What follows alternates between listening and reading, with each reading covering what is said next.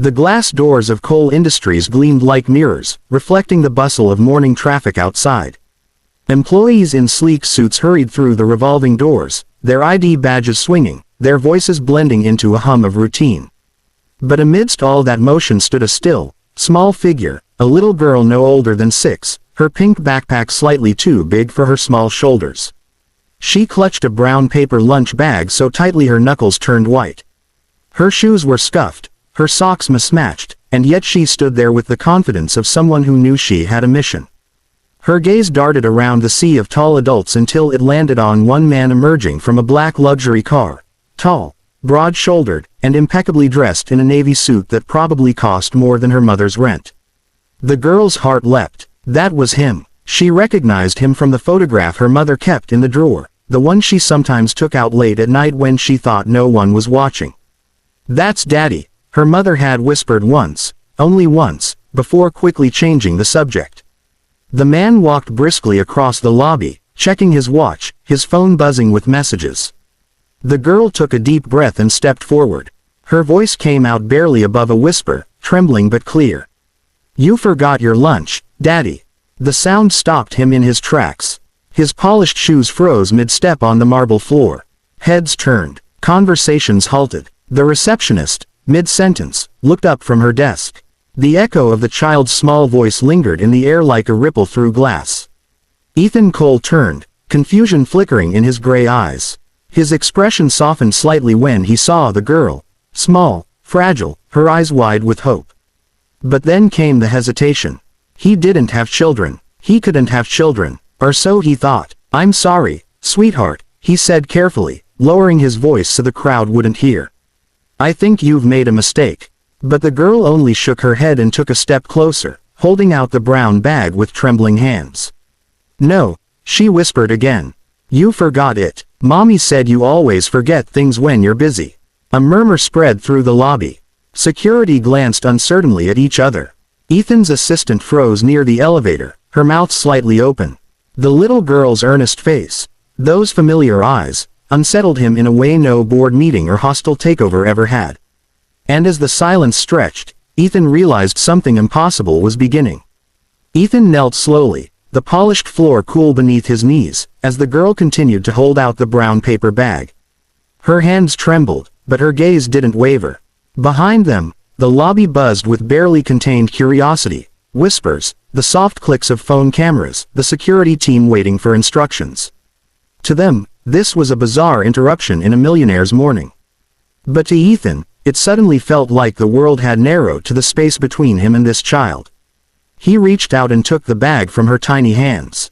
It was light, too light, yet it carried a strange weight that settled in his chest. Carefully, he unrolled the top and peered inside.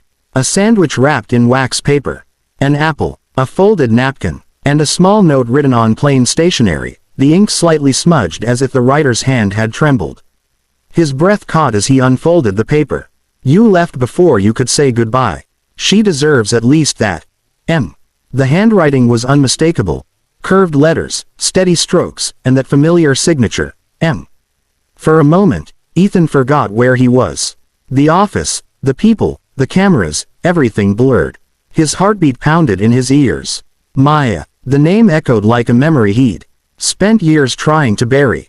The woman who had walked away when his ambition began consuming everything else. The one person who had made him question whether success was worth the cost. And now, a child. He looked back at the girl.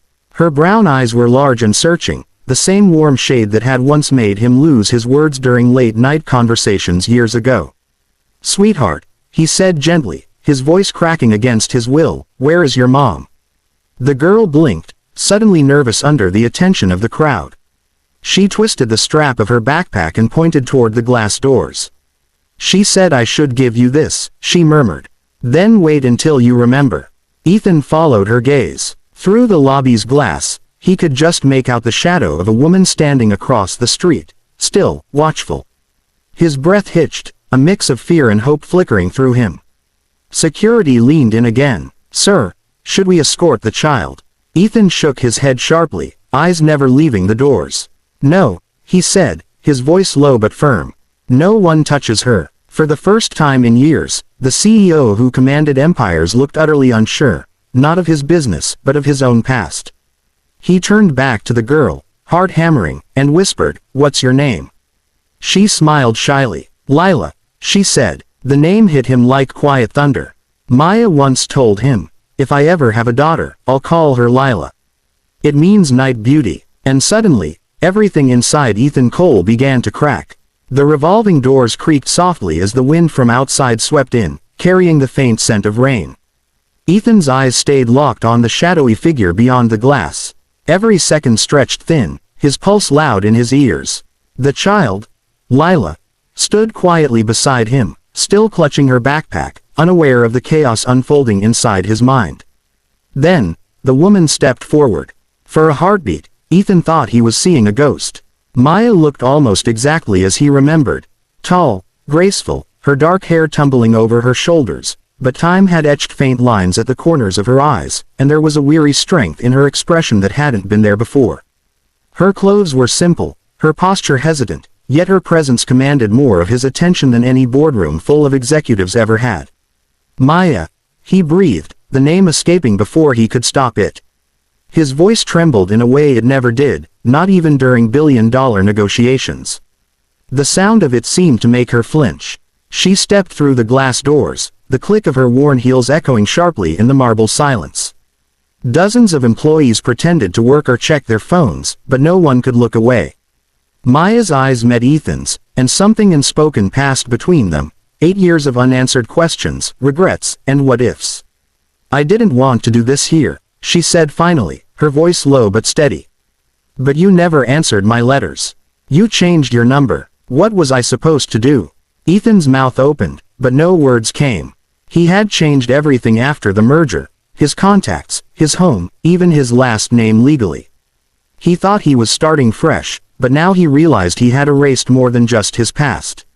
She kept asking. Maya continued, her voice cracking for the first time. Every birthday, every time another kid mentioned their dad, she wanted to know why hers never came. Her eyes flicked toward Lila, who stood frozen, glancing between them, sensing something deeper in their words. Ethan swallowed hard, stepping closer. "Maya, is she?" Maya nodded faintly, tears glistening in her eyes. "You always said you didn't have time for family back then. So I didn't tell you. I thought it was better that way.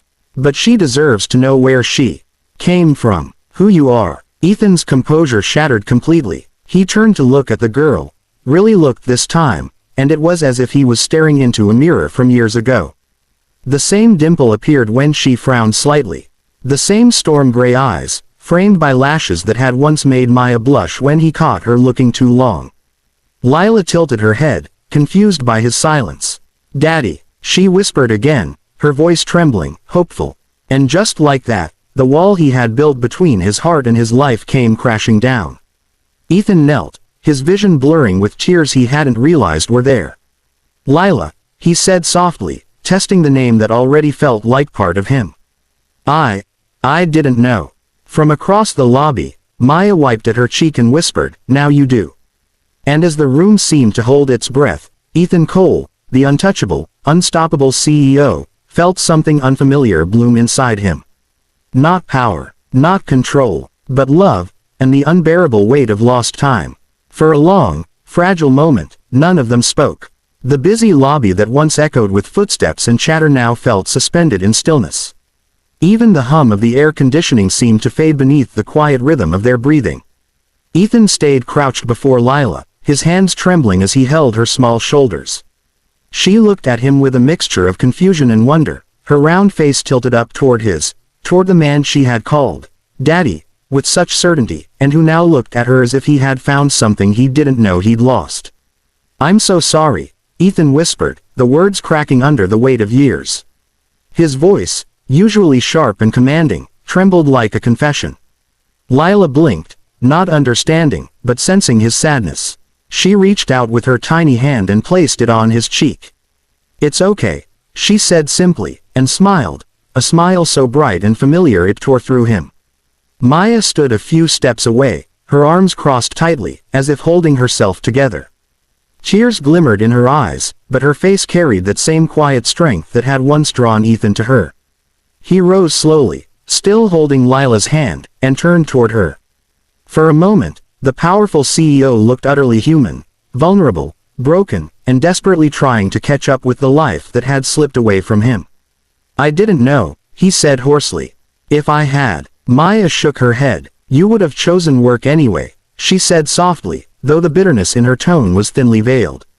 "You were chasing something bigger than us. I wasn't going to beg for a place in your world." Ethan's jaw tightened. "That world means nothing right now." Her eyes flicked to the crowd still pretending not to watch, the secretaries whispering behind their desks, the security guards pretending to check the time. "It means everything," Maya said quietly. "You built an empire, Ethan. You became untouchable, and now, you have to decide if you still want to be." He looked down at Lila, who was tracing the gold buttons on his suit jacket with innocent fascination. The contrast hit him like a wave, the softness of her tiny fingers against the hardened armor of the life he'd chosen. For the first time in years, the boardrooms, deals, and luxury cars felt painfully small. "Let's go somewhere quiet," he said finally, his voice gentler now. Maya hesitated, searching his face for the man she once knew. After a long pause, she nodded. "There's a cafe down the street. The one we used to go to after midnight meetings," she said. A faint smile tugged at her lips, remembering. "It's still there." Ethan exhaled shakily, a flicker of hope breaking through the regret. He took off his jacket and wrapped it gently around Lila's shoulders. The little girl beamed, gripping his hand tightly, as if afraid he might disappear again. As the three of them walked out through the glass doors, the whispers of the office followed them. The headlines would come, the speculation, the gossip, but none of it mattered anymore. For the first time in years, Ethan wasn't walking toward another deal or boardroom victory. He was walking toward something far rarer, something real. Outside, the wind lifted Maya's hair as she glanced up at him. "You've changed," she murmured. Ethan smiled faintly, looking down at Lila between them. "Not enough," he said. "But maybe now I can start." And with that, the man who had built his life on power took his first uncertain steps toward forgiveness, family, and the future he never knew he'd been missing.